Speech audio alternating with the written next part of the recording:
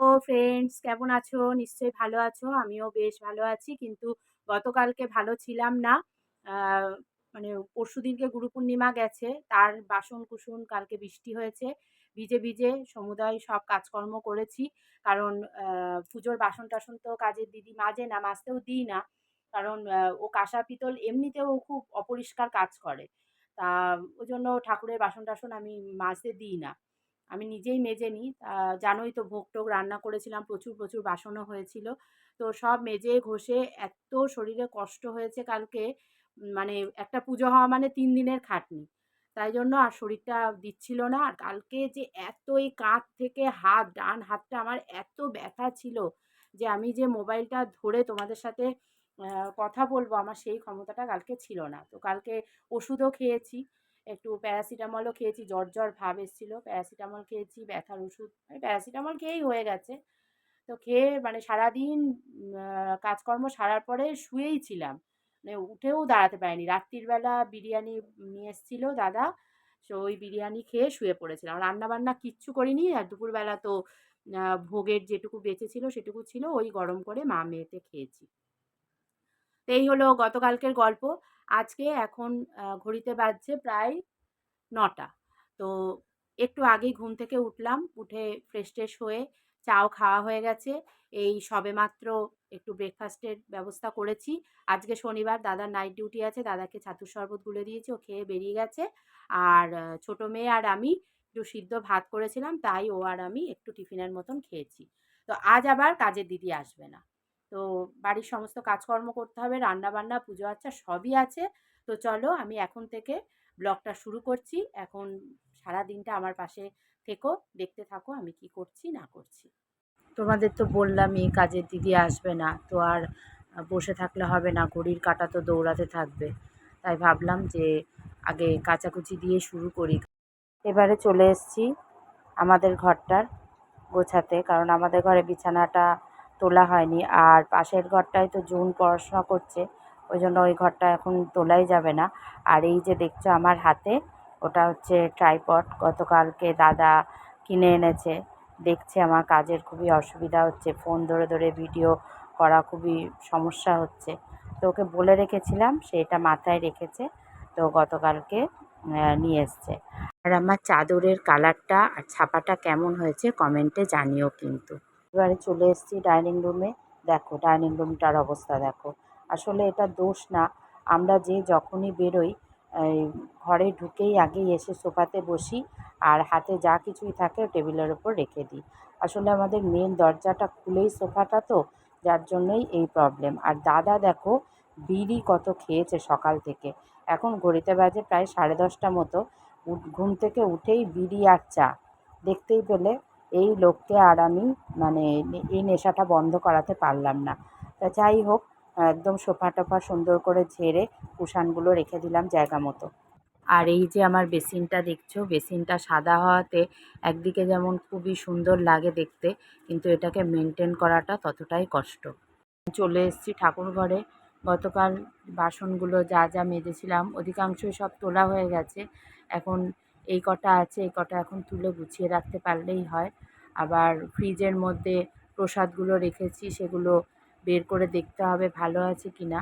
যদি ভালো থাকে তাহলে খেয়ে নেবো, আর যদি ভালো না থাকে তাহলে জলে ফেলে দেবো। আর ফ্রিজের মধ্যে আমার বেশ কিছু গোটা ফল রাখা ছিল, যেগুলো পুজোতে একটু এক্সেস হয়ে যেত, সেই জন্য সেগুলো আর এঁঠো না করে ফ্রিজের মধ্যে রেখে দিয়েছিলাম। কিন্তু ঝুড়িটা যেহেতু মেজে দিয়েছি, সেই জন্য আজকে ঝুড়ির মধ্যে ওই গোটা ফলগুলোকে গুছিয়ে রেখে দেব। তো মানে সংসারের কাজ আর ফুরায় না, করতেই আছি করতেই আছি। তাও দেখো কাজ আর ফুরায় না। একটা পুজো করলে 3 দিনের ধাক্কা, 3 দিন ধরে মানে কাজকর্ম করতে করতে আর যেন শেষই হয় না। আর এদিকে দেখো জুন পড়তে বসেছে, এই ঘরটা কিছুই করতে পারছি না, ওর আবার সামনে পরীক্ষা। আর আজকের ওয়েদারটা দেখো কি সুন্দর, রোদ ঝলমল করছে। এরকম ওয়েদার সকালবেলা ঘুম থেকে উঠে দেখেই আগে আমি কাচাকুচিতে হাত দিয়েছি। আর ওই যে দেখতে পাচ্ছ, তোমাদেরকে একটু জুম করে দেখাচ্ছি, কি সুন্দর একটা জবা ফুল ফুটেছে। এটা ভেলভেট জবা, জানো তো। আর জবার কালারটা এত সুন্দর, তোমরা কি বলো? আর কটা টগর ফুলও ফুটেছে, তো ফুলগুলো গাছ থেকে তুলতে হবে। দেখো এদিকে আমার জামা কাপড় কাচাও হয়ে গেছে, তো এখন চলে এসেছি মেলে দিতে। ওয়েদারটা আবার একটু অন্ধকার করে আসছে, কখন যে নামবে তার ঠিক নেই। আর এই যে এবার চলে এসেছি রান্নাঘরে। রান্নাঘরের সমস্ত এঁটোগুলো ফেলে ধুয়ে রেখে দিলাম একটু জল দিয়ে, নাহলে মাজা যাবে না। তো তার আগে আমি গ্যাস ট্যাসগুলো মুছে, পুরো রান্নাঘরের টালি ফালিগুলো মুছে তারপরে বাসন মাজবো আর রান্না করব। কারণ দাদা আজকে বাড়িতেই আছে, রান্না আমি আজকে সকালে করিনি। দাদা যেদিন বাড়ি থাকে সেদিনকে আমি একটু বেলা করেই রান্না করি। এখন ঘড়িতে বাজে 11:30 মতো, তাই ভাবলাম যে 12টা বাজবে তারপরে ভাত বসাবো। তার আগে ঘরটা একটু ঝাঁট দিয়ে নিই। সকালবেলায় বাসি ঘরদোর তো ঝাঁট দিয়েই দিই, কিন্তু আমি যখন ঘর মুছি না তার আগে আবারও ঘর ঝাঁট দিই। কারণ কেমন যেন পায়ের মধ্যে একটু কিরকির কিরকির করতে থাকে। আর কাজের দিদি জানো তো, একদম কোনা কাঞ্চি কিচ্ছু ঝাঁট দেয় না। যেদিনকে ও আসে না সেদিনকে যে আমি কত ঝুল টুল খাটের তলা থেকে একেবারে শুয়ে শুয়ে ঝাঁট দিই, আর এক গাদা ঝুল ময়লা বেরোতে থাকে। এই জন্যই না, মানে নিজের কাজ আর কাজের লোকের কাজ অনেক তফাৎ। ইচ্ছা তো করে নিজের কাজ নিজে করে নিতে, কিন্তু এই যে এক এক সময় লোক না হলে চলে না। কারণ পুজো আচ্চার দিন বাড়িতে মানুষজন আসলে না, সেদিনকে সত্যিই লোকের খুব প্রয়োজন পড়ে। এই ভেবে কাজের লোক রাখা। তো যাই হোক, এক এক সময় কামাই করাও ভালো। কামাই করলে না ঘরটা একদম ডিপ ক্লিনিং করা যায়। আর এমনি সময় তো হয় না, ওরা আসলে হুটোপাটি লেগে যায়। ওদের টাইমে ওরা এসে যায়, সেই জন্য এক্সট্রা কোনো কাজ আর কিচ্ছু করতে পারি না। সেই জন্য আমার মতে বলে এক এক সময় ওরা কামাই করলে আমরা ঘরটাকে সুন্দরভাবে নিট অ্যান্ড ক্লিন করে নিতে পারি। ব্যাস, এখন রান্নাটা আর বাসনটা মাজলেই হয়। চলে এসেছি রান্নাঘরে।